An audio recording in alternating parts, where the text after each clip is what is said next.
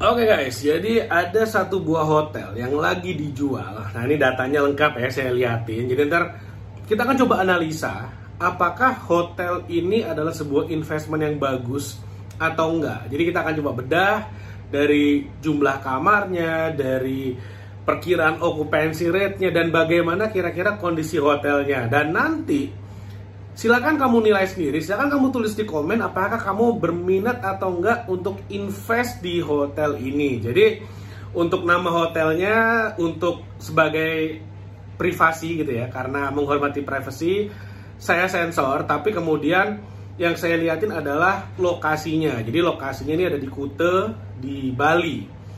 350 meter dari pantai Kuta, 5 menit dari airport. Dan oke, ini yang pertama mau saya bahas. Ini lokasinya itu ada di Legian, dan dari Legian itu ya nggak mungkin 5 menit dari airport ya. Itu dulu nomor satu. Jadi hati-hati. Jadi kalau kamu mau memastikan berapa lama ke airport jaraknya ya, kamu cek sendiri dari Google Maps. Jadi jangan pernah telan data mentah-mentah. Jadi di sini saya kasih tahu, nggak mungkin 5 menit dari airport. Kalaupun lokasinya lagi sepi, itu nggak mungkin 5 menit dari airport. Oke? Yang kedua, kita lihat land size 39,18 are. Nah, jadi buat kamu yang nggak ngerti are itu apa, jadi di Bali kita tuh menggunakan luasan yang disebut dengan are. Satu are itu 100 meter persegi. Jadi kalau di sini 39 are artinya 3.900 meter persegi. Oke, jadi biar nggak bingung ya. Jadi kalau nanti kamu belanja, beli properti, beli tanah di Bali, kamu harus ngerti. Kalau orang bilang, oh luasnya 2 are, oke, 200 meter persegi. Oh luasnya 4 are, 400 meter persegi. Oh harga tanahnya 100 juta per are, oke, berarti 100 juta per 100 meter persegi atau 1 juta per meter persegi. Nah itu harus ngerti itu. Building size, jadi luas bangunannya 2.551 SQM. SQM itu artinya square meter atau meter persegi dalam bahasa Inggris. 2.551 meter persegi, menghadap ke barat, 113 kamar, 40 kamar saat ini beroperasi. Maksudnya apa? Maksudnya adalah di hotel tersebut saat ini ada 113 kamar, di mana yang bisa dijual itu adalah 40 kamar. Nah, pertanyaannya 73 kamar yang lainnya kenapa? Nah, kalau saya sebagai seorang pemain hotel, karena saya pengalaman saat ini mengelola 40 properti, di mana banyak dari properti itu adalah hotel-hotel yang tersebar di seluruh Indonesia, maka saya ngerti ini. Yang terjadi di sini adalah 73 kamar itu kalau kita nyebutnya OO, out of order. Nah, kenapa out of order atau nggak bisa dijual? Ya karena kamarnya rusak. Rusaknya kenapa? Bisa karena bocor, bisa karena jamuran, bisa karena rayap, bisa karena fasilitasnya rusak. Misalnya TV-nya hilang, TV-nya rusak, water heater-nya nggak bekerja dengan baik, atau wastafelnya bocor, atau kasurnya mungkin patah, rusak segala macamnya, kita nggak tahu. Jadi 40 kamar yang bisa dijual, 73 kamar itu harus direnovasi. Sesimpel itu. Oke? Lalu kemudian untuk legalitasnya SHM, sertifikat SHM, ada IMB-nya, dan ini hotel udah dibangun tahun 2002. Artinya kalau sekarang tahun 2025, berarti sekarang udah 23 tahunan hotelnya berdiri. Ada 2 lift, listriknya 197 kilowatt, atau ya ini ditulisnya 197.000 volt ampere gitu ya. Jadi dan ada gensetnya juga. Nah, di sini ditulisnya appraisal banknya 121 miliar. Nah, kalau misalnya ngelihat data seperti ini, kamu harus minta mana appraisal banknya, bener nggak 121 miliar? Kalaupun bener harus dicek ini tahun berapa dengan kondisi seperti apa. Kalau misalnya kondisi saat ini, misalnya sekarang tahun 2025 ya, kamu nonton video ini, dan ternyata appraisalnya misalnya tahun 2023 atau 2024, itu masih oke. Karena kalau saya ngelihatnya seperti ini, tahun 2020 sampai 2022 itu adalah kondisi pandemi. Jadi anggap aja pandemi itu adalah sebagai pemisah, dinding pemisah antara sebelum COVID dengan setelah COVID, sebelum pandemi dengan setelah pandemi. Jadi kalau misalnya ternyata appraisalnya tahun 2023, 2024, itu artinya setelah pandemi. Artinya kalau buat saya ini masih valid angkanya plus minus, berarti masih benar. Nah, tapi kalau misalnya saya sebagai seorang investor ngelihat angka seperti ini, misalnya gini, oke 121 miliar, dan ternyata di appraisalnya tahun 2024 misalnya, berarti kan kayak baru banget kan. Nah, yang saya akan lakukan adalah saya akan cari appraisal lain untuk nge-matchingin data ini. Itu dulu yang pertama. Kenapa? Kenapa saya akan melakukan itu? Saya akan jelasin nanti. Nah, keterangan terakhir adalah dari 121 miliar, sekarang ini harga dijualnya adalah 48 miliar. Message-nya adalah ini properti jauh di bawah appraisal bank. Nah, artinya bank siap ngeluarin pinjaman, ngeluarin duit itu berdasarkan angka 121 miliar. Jadi kalau misalnya appraisalnya 121 miliar, bank mungkin mau ngeluarin pinjaman sekitar 100 miliaran lah untuk properti ini. 100 miliar untuk properti ini. Nah, tapi si pemiliknya itu ngejual di harga 48 miliar. Ya anggaplah 50 miliar ya biar gampang kita buletin. Angka 48 miliar atau 50 miliar dia harga jualnya, sedangkan bank itu nge-price-nya menurut bank valuasinya 120 miliar. Oke, sekarang kita bahas. Yang pertama tadi saya udah bahas. Kalau misalnya ada keterangan 5 menit dari airport, kamu cek bener nggak dari hotel itu 5 menit ke airport dari Google Maps. Jangan percaya mentah-mentah. Lalu kemudian 350 meter dari Kuta Beach, buat saya itu nggak terlalu masalah. Kenapa? Karena mau 350 meter, mau 500 meter, mau 700 meter, itu masih walking distance. Artinya masih jalan kaki, masih oke. Tapi tetap aja dicek di Google Maps. Lalu kemudian gini, kita harus lihat fakta bahwa dari 113 kamar yang ada, itu 73 kamar tidak beroperasi, yang artinya harus direnovasi. Nah, saya nggak tahu nih, untuk renovasi kamarnya berapa. Anggap aja, misalnya kita anggap yang gedenya deh, misalnya kerusakannya tuh kerusakan yang serius, yang artinya misalnya ada rayap, bocor, jamuran, itu kan sebenarnya kerusakan-kerusakan yang perlu biaya besar. Ditambah lagi kemudian kalau misalnya ternyata strukturnya juga mengalami kerusakan. Ingat nih, hotel udah 20 tahun loh, udah 23 tahun saat ini, tahun 2025 ini udah 23 tahun. Artinya kemungkinan strukturnya juga harus ada yang dibenerin, itu harus dicek semuanya. Lalu kemudian yang menarik lagi adalah dengan 70 kamar tidak beroperasi, anggap aja ya, ini kerusakan maksimal, artinya semua interiornya, semua fasilitasnya, semuanya rusak. Dan kita harus ngebudgetin misalnya 100 juta per kamar. Misalnya ya 100 juta per kamar, karena kita nggak tahu fasilitasnya seperti apa. Artinya kalau 100 juta dikalikan 70 kamar, kalkulator saya mengatakan itu 7 miliar yang harus dikeluarkan untuk ngerenovasi kamar ini. Untuk renovasi hotel, kamar-kamar yang ada di hotel ini. Anggap aja 100 juta misalnya, 7 miliar. Nah, yang menarik adalah misalnya di sini harga jualnya itu adalah 48 miliar. Anggap aja 50 miliar ya, karena ada pajak, notaris dan segala macamnya. Anggaplah 50 miliar.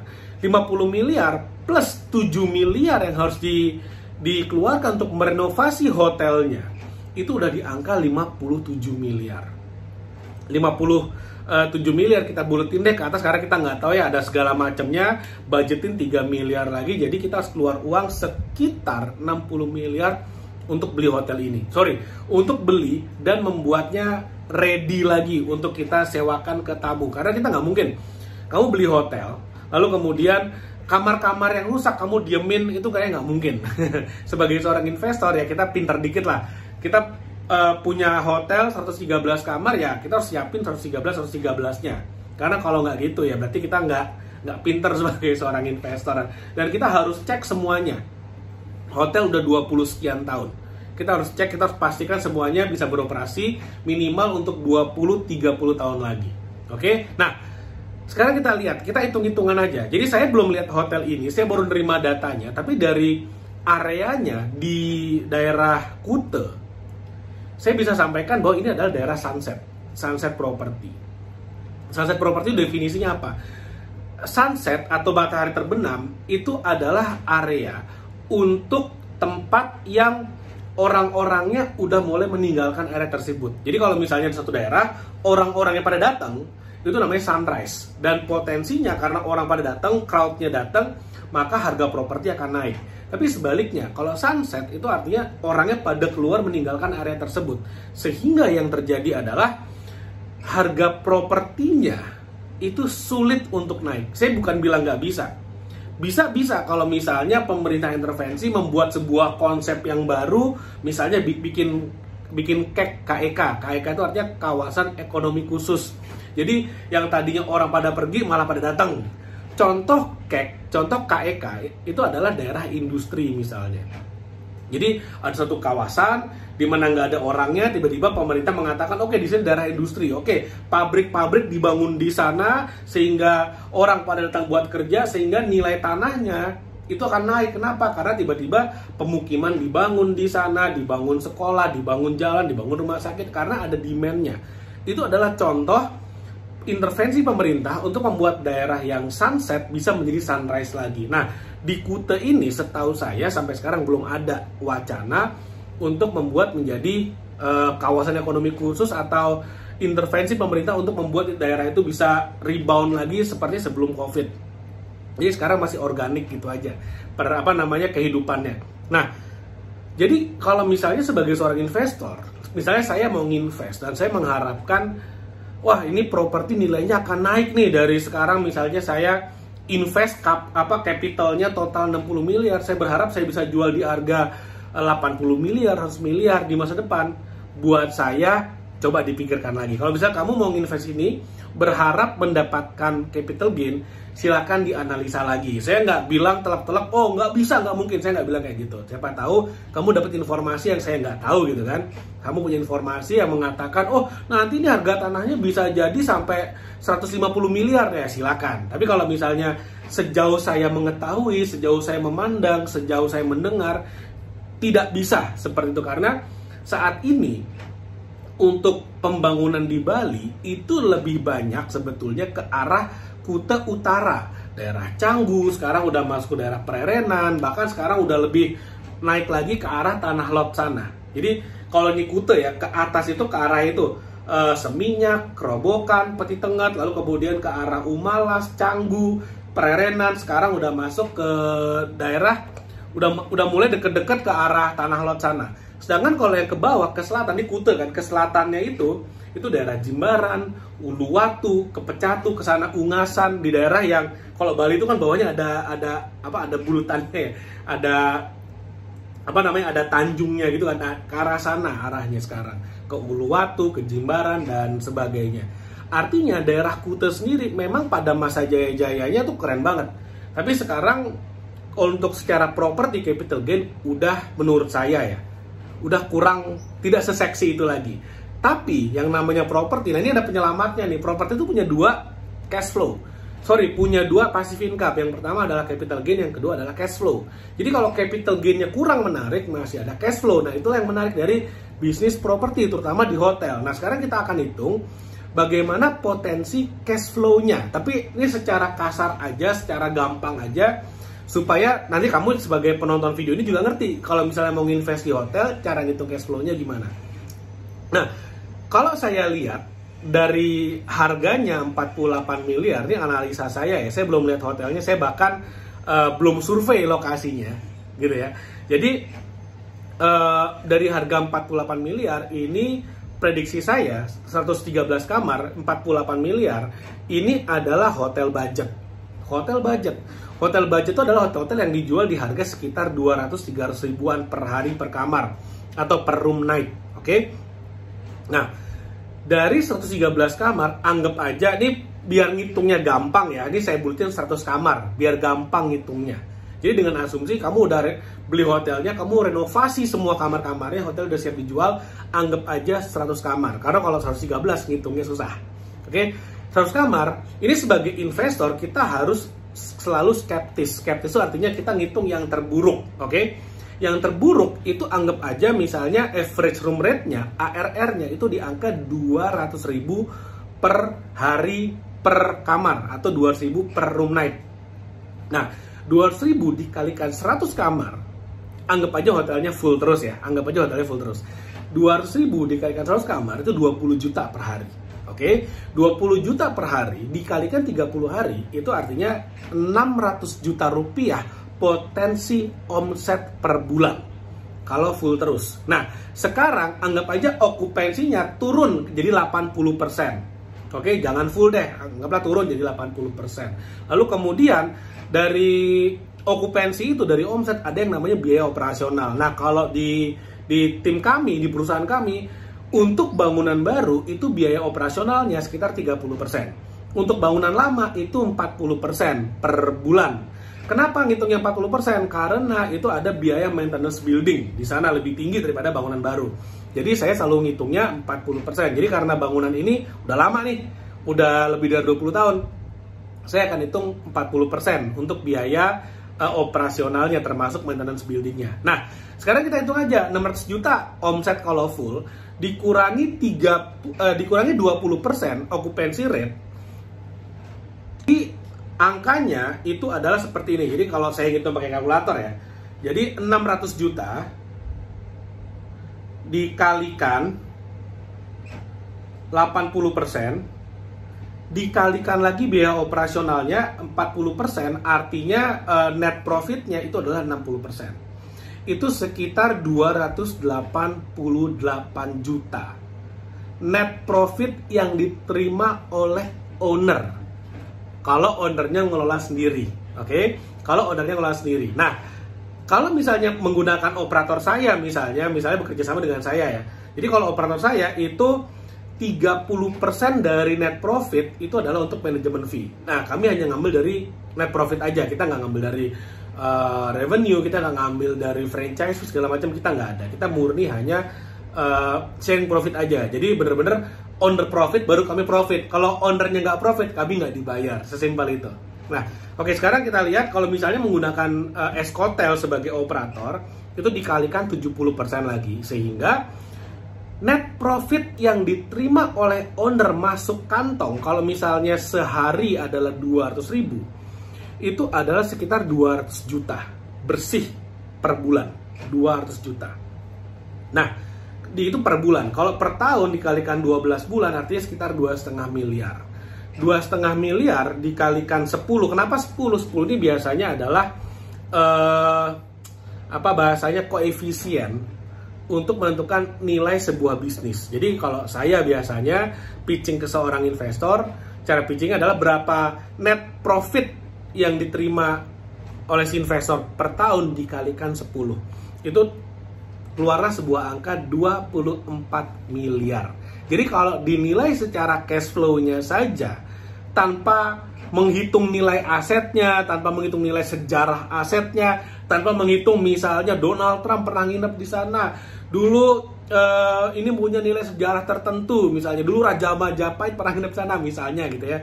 Nah, ini angkanya adalah sekitar 24 miliar. Angka yang fair, angka yang wajar untuk menilai bisnis ini, untuk menilai bisnis ya dari cash flow-nya. Itu kalau saya menilainya seperti itu. Jadi, kalau misalnya dijual di harga misalnya 48 miliar, di mana nanti kalau orang beli juga tetap harus merenovasi bisnisnya, kan kamarnya banyak yang rusak nih. Karena dari 113 kamar cuma 40 kamar yang beroperasi. Ya berarti harus dinilainya, jadi kita harus ngitungnya gini, 48 miliar plus notaris, plus pajak, plus balik nama segala macam, anggaplah 50 miliar, plus renovasinya itu mungkin udah sekitar 10 miliaran sendiri lagi. Nah, itu kalau kemudian kita ngitungnya dari per kamar harganya 200.000. Wah, mungkin nanti ownernya akan mikir gini, loh ya jangan 200.000 dong, di sini nggak 200.000, anggaplah 300.000. Oke, kita 300.000. 300.000 dikalikan 100 kamar itu 30 juta. 30 juta dikalikan 30 hari itu 900 juta. Kalau 900 juta okupansinya anggaplah 80%. Itu aja udah tinggi sebenarnya, anggapnya 80%. Lalu kemudian dikalikan lagi biaya operasionalnya 40%, lalu dikurangi manajemen fee. Kalau menggunakan Escotel 30% dari net profit dikalikan 12 bulan, itu 3,6 miliar free cash flow yang diterima oleh owner dalam setahun. dikalikan 10, 36 miliar. Nah, itulah harga jual yang menurut saya wajar kalau melihat bahwa daerahnya udah sunset. Artinya kalau ngarepin capital gain ya mungkin agak berat gitu ya. Tapi kalau ngarepin cash flow sebetulnya masih bisa. Nah, kalau ngitung dari cash flow-nya aja itu angkanya sekitar 36 miliar. Nah, jadi kalau kamu punya uang 36 miliar pengen beli hotel ini silahkan. Nah, udah tahu nih nego-negonya kemana. Dan ingat, 36 miliar masih harus ditambah lagi biaya renovasinya. Seperti itu. Jadi mudah-mudahan apa yang saya share bermanfaat. Jadi kalau kamu mau invest di hotel, mau mulai bisnis hotel, gitu cara ngitungnya kira-kira. Oke, mudah-mudahan bisa diterima dengan baik. Kalau misalnya ada komentar, silakan apakah kamu akan beli hotelnya, silakan komen di bawah. Dan sampai ketemu lagi di video berikutnya.